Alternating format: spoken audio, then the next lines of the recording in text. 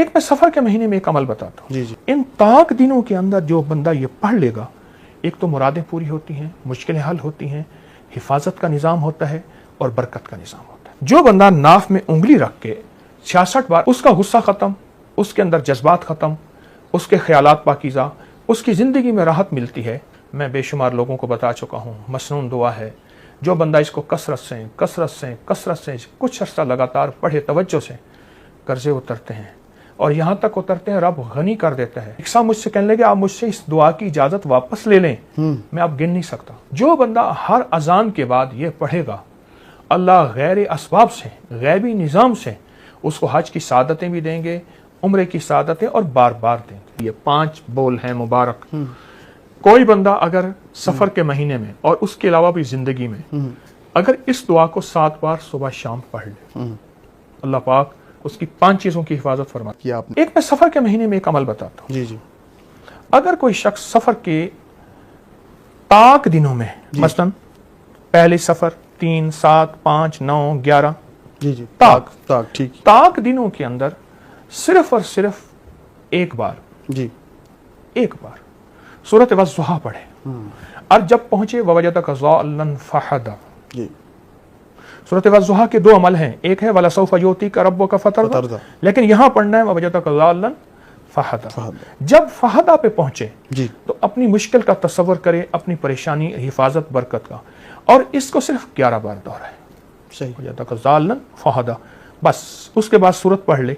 ان طاق دنوں کے اندر جو بندہ یہ پڑھ لے گا، ایک تو مرادیں پوری ہوتی ہیں، مشکلیں حل ہوتی ہیں، حفاظت کا نظام ہوتا ہے اور برکت کا نظام ہوتا ہے. جو بندہ ناف میں انگلی رکھ کے 66 بار اعوذ باللہ من الشیطان الرجیم پڑھتا ہے، اس کا غصہ ختم، اس کے اندر جذبات ختم، اس کے خیالات پاکیزہ، اس کی زندگی میں راحت ملتی ہے، سکون آتا ہے.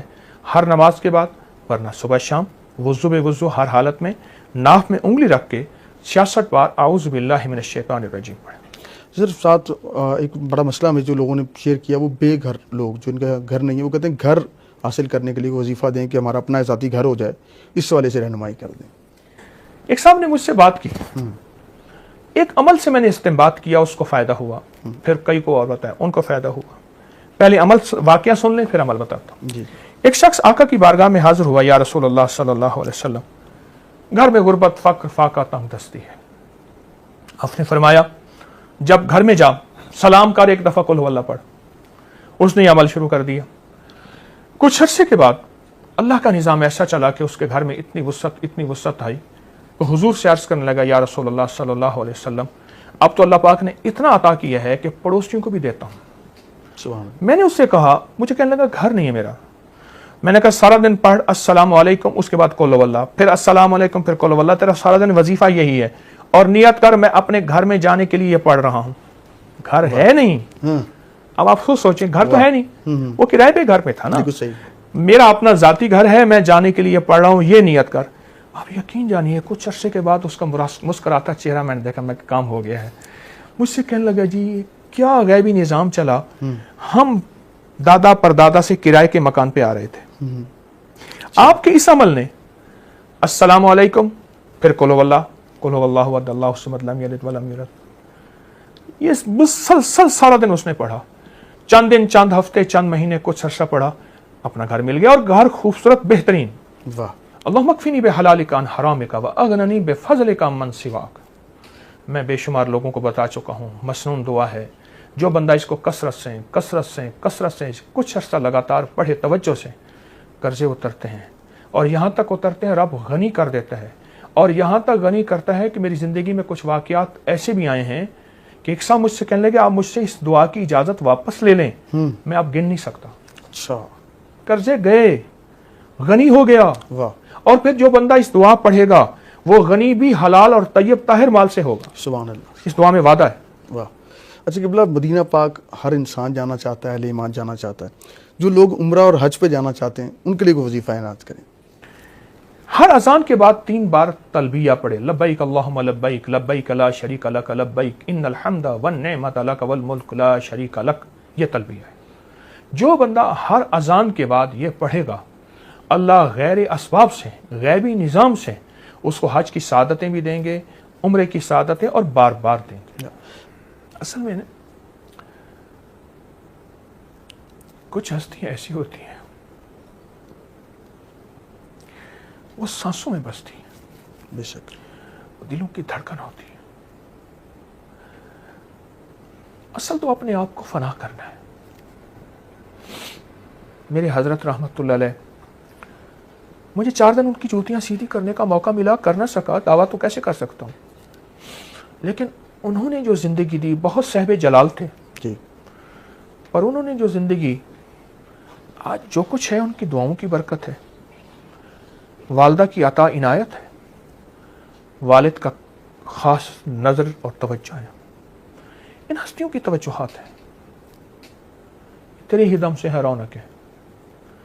میرا نہ کمال, نہ تقوی, نہ علم, اور ویسے بھی یہ کام نظام تو چلاکیوں سے چل ہی نہیں سکتا. بے شک یہ تو بس اس کی شان کریمی ہے جو کام چل رہا ہے.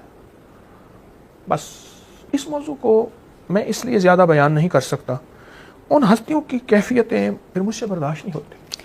قبلہ, ہم کیفیت آپ کی سمجھتے ہیں, اس کو ہم سفر کے مہینے کے حوالے پہ آتے ہیں کہ سفر کے حوالے سے وظیفہ عنایت کر دیں, کہ سفر کے جو نوافل ہیں اس ماہ کے وہ عنایت کر دیں, جو لوگ خاص وظیفہ کرنا چاہتے ہیں سفر کے مہینے میں. اور یہ کہاں تک ہے کہ لوگ کہتے ہیں سفر نہ کریں, اس حوالے سے بھی ساتھ متصل کر دیجیے گا اس بات کو. سفر یہ سواد اور فا والا ہے, وہ سفر سین والا ہے. اس کے معنی سفرا. حضالی کرم اللہ وجہ ایک دعا فرما رہے تھے اور کہہ رہے تھے, یا سفرا یا بیضا غری غیری, اے سونا اے چاندی جا کسی اور کو دھوکا دے. سفرا پیلی چیز, سونا پیلا ہوتا ہے نا. جی جی. یا سفرا یا بیضا, بیضا کہتے ہیں سفید کو. یا سفرا یا بیضا غری غیری, میں تیرے دھوکے میں نہیں آؤں گا سونا چاندی. تو سفر کے مہینے میں سفر کوئی حرج نہیں. حفاظت والے اعمال, برکت والے اعمال, ان کی طاقت.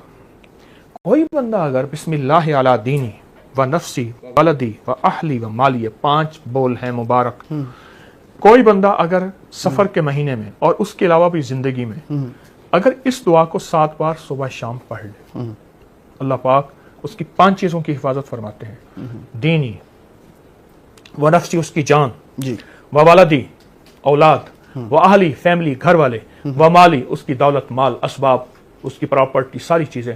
جو بندہ 7 بار یہ اپنی زندگی میں شامل کر لے, اللہ غیب سے اس کی حفاظت کرتے ہیں. سورت قریش کا عمل میں نے کیا تھا سفر کے مہینے میں, تو حضرت جی وہ کہتے ہیں نا, جو مطلب جس طرح وہ ایک بکری کی پوسٹ تھی, پہلے ایک جھونپڑی جو محل تک کا سفر, وہ اللہ کا شکر ہے ہم نے بھی طے کیا. ہمیں بڑی گاڑی بھی ملی ہے, بڑا گھر بھی ملا ہے, اور بڑا کاروبار بھی بس انشاءاللہ اس مہینے سے شروع ہو جانا ہے نا. کون سا عمل تھا سفر کے مہینے کا؟ سورت قریش جو ہے وہ 40,000 بار کم سے کم پڑھی تھی.